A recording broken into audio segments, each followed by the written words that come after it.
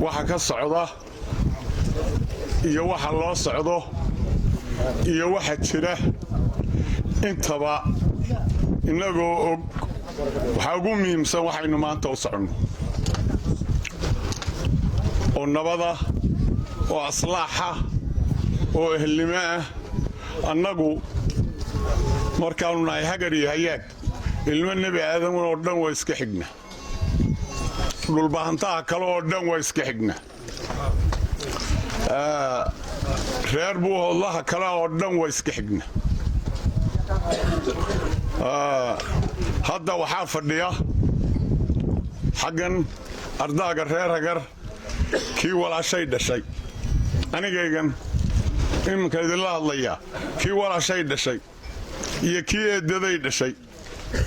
iyo kii adeertay dhashay iyo kii abtigay ahaa iyo kii aanu habrawadaagga ahayn iyo kii la mid ahaa intuba intan ina hor fadhida ee reer hagar bay ka mid yihiin oo haddeer waa ay wada muuqdaan iyana waa ay wada arkaan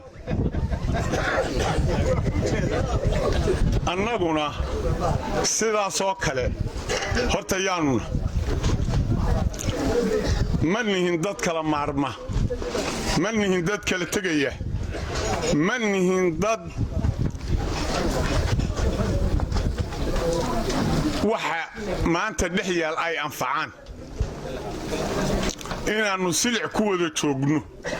iyo inaannu samakuul wada joognaana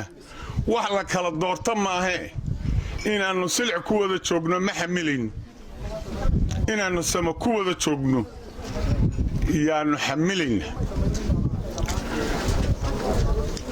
waa labadayada reere haddii ilaahay idmo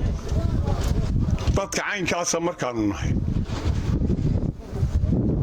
haddii reer hagarna samriyo dhulbahantow isimow cuqaalow haddii uuna samriyo waa samrayna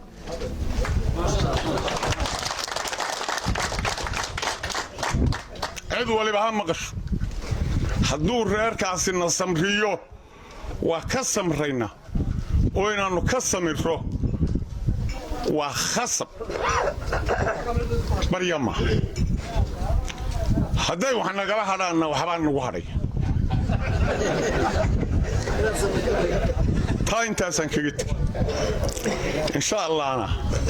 way yihiin dad wax samrin kara way yaqaaniin way u dhasheen way karaan waana iga run ujeeddadeedu maaha ammaan inaan maanta u soo kacay iyagaahe ee aqoon baanu soo kaca aqoonta aan u leeyahay yaanu soo kaca taa intaasaan kaga gudbaya wixii aynu isnidhi intii aynu nabadda ku jirray ee qodobada ahaana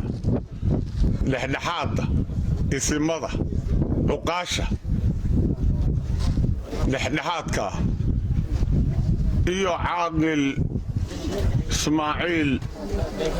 caaqil cabdilaahi iyo caaqil mee cabdiraxmaan mee cabdiqani waa kan cabdiqani muuse yuusuf ka horeeye wixii aanu isnidhina xaggooda wixii jiray waxba kamay qaban waxay keenaysaa taas waxaannu u soconno inay wax u dhinto balse iyagu kumaba le eede intii dabagelaysay baa aan leeyahay meel saara isimada iyo cuqaasha iyo dhexdhexaadkow intii aadna farteen annagu waa yeel waa ka soo baxna marka dan aadan hurayn loo socdana waxa tabaysa waa la yidhaah intii aad xukunteen intii ka khusaysay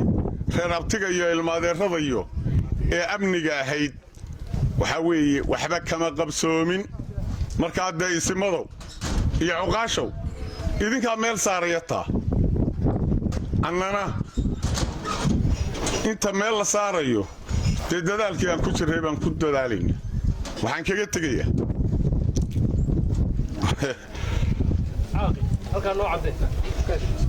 waa ciidanka hurufadhi aan laga rarin